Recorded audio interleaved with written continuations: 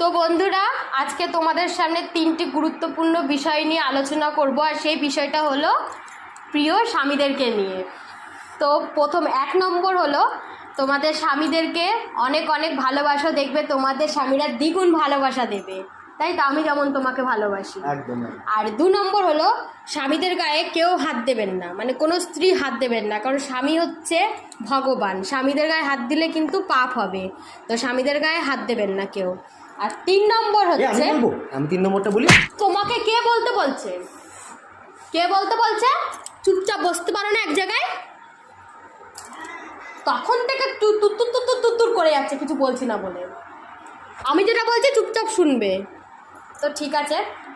আর 3 নম্বর হচ্ছে স্বামীদেরকে সম্মান করতে শেখো, একদম সম্মান করবে। কোনোদিন তুই তুকারি ভাষা একদমই বলবেন না, তুই তুকুরি ভাষা কিন্তু একদম ইউজ করবে না। চুপচাপ বস, সবসময় চুলকানি ওঠে ওর, চুপচাপ বসতে পারিস না এক জায়গায়? তো যেটা বলছিলাম, একদম তুই তুকারি করে কথা বলবেন না, এটা কিন্তু ঠাকুর কিন্তু দেখছে, ঠাকুর কিন্তু মহা পাপ দেবে আপনাদের। কিন্তু এইখানে না হোক, ওপরে গিয়ে কিন্তু প্রচুর দুঃখ হবে কপালে। এটা বিশেষত মেয়েদেরকে নিয়ে বলছি। তো স্বামীদের সম্মান করুন, স্বামীদেরকে ভালোবাসতে শিখুন, এটাই হচ্ছে আমার মেন বিষয়, বুঝলি?